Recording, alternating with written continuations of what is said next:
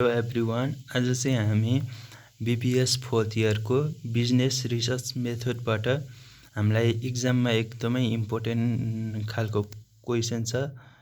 Primary data र secondary data यो चाहिँ एकदमै सोधिरहेको छ र आज हामी यसैको बारेमा छलफल गर्दैछौँ। र प्राइमेरी डाटा र सेकेन्डरी डाटा बुझ्नुभन्दा पहिला डाटा कलेक्सन भनेको चाहिँ के हो भनेर बुझ्नु पर्यो हैन। डिफिनेसनबाट जाउँ। Fact and information collected through record, observation, interview, questionnaires and discussion is known as data collection. Data collection भनेको चाहिँ एउटा इन्फर्मेसन अथवा फ्याक्टहरू चाहिँ हाम्रो भिडियो रेकर्ड गरेर हुन्छ कि कसैलाई हेरेर हुन्छ कि कसैलाई सित इन्टरभ्यू लिएर हुन्छ कि कसैले प्रश्न सोधेर हुन्छ कि अनि ग्रुपमा डिस्कस गरेर हुन्छ कि त्यसरी कलेक्ट गरिएको डाटालाई त्यसरी कलेक्ट गरिएको इन्फर्मेसनलाई चाहिँ हामी डाटा कलेक्सन भन्छौँ। अब डाटा कलेक्सनको इक्जाम्पल त अब हामीले अस्ति भर्खरै जनगणना भएको थियो हैन, नेपालभरिको अब पपुलेसन को नम्बर अफ पपुलेसन काउन्ट हुन्छ नि, त्यसलाई नै अब डाटा कलेक्सनको रूपमा लिन सकिन्छ। र डाटा कलेक्सन चाहिँ हाम्रो एकदमै इम्पोर्टेन्ट छ, किनभने यसले चाहिँ यो चाहिँ जहिले पनि सिस्टमेटिक हुन्छ, साइन्टिफिक हुन्छ र एकदम एकुरेट फ्याक्ट हुन्छ क्या, एकदम फ्याक्ट, नचाहिने केही पनि हुँदैन हैन। त्यही भएर डाटा कलेक्सन भनेको इम्पोर्टेन्ट हुन्छ। र डाटा कलेक्सनको टाइपहरू चाहिँ 2 टाइप्सको छ, प्राइमेरी डाटा र सेकेन्डरी डाटा। अनि प्राइमेरी डाटा भनेको चाहिँ रिसर्चर आफैले क्रिएट गरेको डाटा हैन, रिसर्चर आफैले पत्ता लागेको डाटालाई चाहिँ प्राइमेरी डाटा भन्न सकिन्छ हैन। प्राइमेरी डाटाको डिफिनेसन चाहिँ the data which is collected by researcher himself or herself as per the objectives of present research is known as primary data। अब प्राइमेरी डाटाको इक्जाम्पल भनेको पत्रकारलाई लिन सकिन्छ। पत्रकारले के गर्छ भने उसले आफूलाई चाहिएको हैन डाटा चाहिँ अरूलाई इन्टरभ्यू लिएर हुन्छ कि हैन रिपोर्टिङ गरेर हुन्छ कि उसले कलेक्ट गर्छ हैन। त्यो पत्रकारलाई चाहिँ हामीले प्राइमरी डाटाको रूपमा लिन सकिन्छ। र प्राइमेरी डाटा भनेको चाहिँ अब मान्छेले आफै गएर आफैले कलेक्ट गरेको डाटालाई चाहिँ प्राइमेरी डाटा भन्छ। प्राइमेरी डाटा चाहिँ अब कसरी कलेक्ट गर्न सकिन्छ त्यसको टेक्निक चाहिँ हाम्रो such data are collected through the researcher and field work। Such data are originally collected by the researcher and field work is required to generate primary data। अब primary डाटामा चाहिँ त्यो मान्छे आफैले डाटा कलेक्ट गर्छ हैन, आफैले जेनेरेट गर्छ नयाँ उहरू हैन, खोज तलास गरेर आफैले बनाउँछ क्या त्यो डाटा चाहिँ हैन। अब त्यसको मेथडहरू भनेको चाहिँ क्वेसनरी छ एउटा हैन, क्वेसनहरू क्वेसन सोधेर हैन, इन्टरभ्यू लिएर अनि अब टेलिफोनमा गफ गरेर हैन, त्यसको घटना के हो हेरेर हैन, अनि ग्रुप डिस्कसन गरेर चाहिँ हामीले प्राइमेरी डाटाहरू कलेक्ट गर्न सकिन्छ। र यसमा चाहिँ अब सिम्पली भन्दाखेरि प्राइमेरी डाटा भनेको इक्जाम्पलको रूपमा चाहिँ अब पत्रकारहरूले कलेक्ट गरेको डाटालाई चाहिँ हामीले प्राइमेरी डाटा भन्न सकिन्छ। सेकेन्डरी डाटा भनेको चाहिँ अब पत्रकारले जुन आफैले बनाएको डाटा हुन्छ नि, जुन आफैले खोज तलास गरेर इन्टरभ्यू लिएको, क्वेसनहरू सोधेको, अब त्यसलाई हामीले हेरिरहेछौँ, अब टिभीमा हेरिरहेछौँ र टिभीमा हेरेर हामीले केही नलेजहरू पाएको छौँ भने हामीले चाहिँ सेकेन्डरी डाटा लिएको भन्ने बुझिन्छ हैन। प्राइमेरी डाटा यसको सोर्सेसहरू त भइगयो होइन, क्वेसनरिज भयो, टेलिफोन कन्ट्याक्ट, अब्जर्भेसन, इन्टरभ्यू अनि ग्रुप डिस्कसन, यिनीहरू नै हो।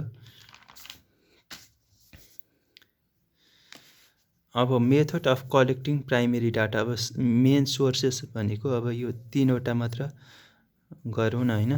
अब इन्टरभ्यूमा चाहिँ हामीले त्यहाँको वास्तविक मान्छेहरूलाई चाहिँ होइन कुनै ठाउँमा गएर त्यहाँ क्वेसनहरू सोध्छौँ होइन, क्वेसनहरू सोधेर हामीले जवाफ पाउँछौँ, डाटाहरू कलेक्ट गर्छौँ, त्यसलाई चाहिँ इन्टरभ्यू भन्छ। यो पनि एउटा मेथड हो प्राइमेरी डाटा कलेक्ट गर्ने।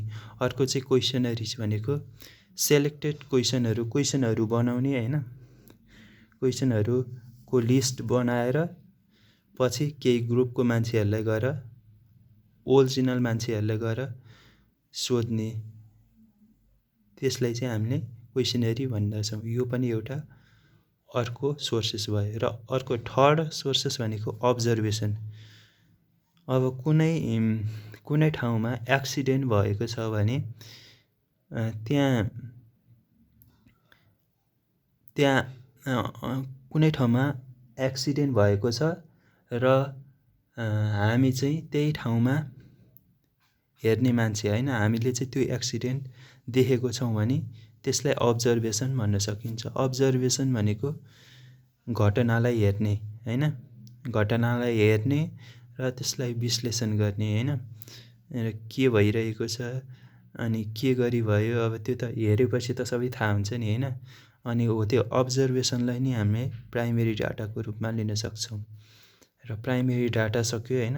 अब सेकेन्डरी डाटा भनेको के हो बुझौँ है त। सेकेन्डरी डाटा भनेको चाहिँ अरूले बनाएको इन्फर्मेसन, अरूले क्रिएट गरेको डाटा र इन्फर्मेसनलाई चाहिँ हामीले चलायौँ भने चाहिँ हामीले आफ्नो ज्ञान बढाउनको लागि चलायौँ भने चाहिँ हामीले सेकेन्डरी डाटा लिएको भन्न सकिन्छ। र डिफिनेसनमा चाहिँ the data develop by other होइन, अरूले बनाएको डाटा, त्यो चाहिँ अब पास्टमा पनि हुनसक्छ होइन, भूतकालमा चाहिँ होइन, अरूले बनाएको data if used by researcher for their own purpose is secondary data भनेको छ।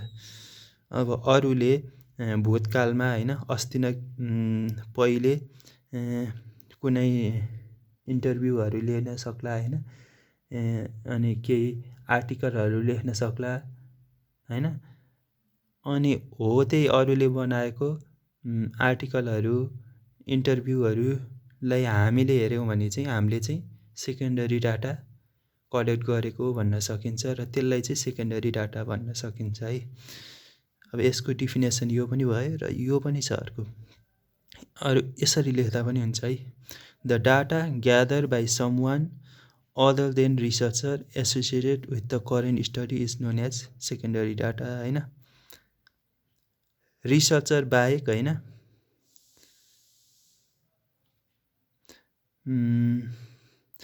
रिसर्चर ओरिजिनल रिसर्चर बाहेक अरूले चाहिँ होइन डाटाहरू कलेक्ट गरेको छ भने त्यसलाई सेकेन्डरी डाटा भन्न सकिन्छ। अब यो दुईटामा जुन चाहिँ अब सजिलो छ त्यसलाई लिन सकिन्छ। सिम्पली यो खासै केही गाह्रै छैन होइन। प्राइमेरी डाटा भनेको हाम्रो आफैले बनाएको डाटालाई चाहिँ प्राइमेरी डाटा भन्न सकिन्छ। जस्तै मैले कोही कतै घटना घट्यो होइन, त्यहाँ अब मान्छे मर्यो अथवा केही भयो होइन, र म त्यहाँ गएर त्यहाँको ओरिजिनल मान्छेहरूलाई गएर पुरै घटनाहरू सोधेँ र त्यसरी कलेक्ट गरेँ भने त्यसलाई चाहिँ प्राइमेरी डाटा भन्छ। र सेकेन्डरी डाटा भनेको चाहिँ अब मैले चाहिँ अरूले बनाएको त्यो अरू मान्छेहरू गएर होइन इन्टरभ्यूहरू लिएर अनि त्यो टिभीतिर देखाएको होइन त्यस्तो डाटालाई चाहिँ जब मैले हेरेँ भने त्यसलाई चाहिँ सेकेन्डरी डाटा भन्छ। मेरो लागि चाहिँ त्यो सेकेन्डरी डाटा भयो होइन, त्यसरी बुझ्न सकिन्छ। अब सेकेन्डरी डाटा चाहिँ कसरी कलेक्ट गर्न सकिन्छ त होइन। अब यो एकदम सजिलो छ।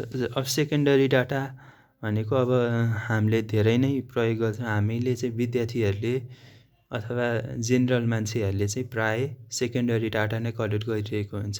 सेकेन्डरी डाटामा हामीले अब रेडियोहरू सुन्नु, अनि टिभीहरू हेर्नु, अनि इन्टरनेटमा रिसर्च गर्नु, होइन, सर्च गर्नु, युट्युबमा भिडियोहरू हेर्नु, त्यो सबै सेकेन्डरी डाटामा पर्छ होइन।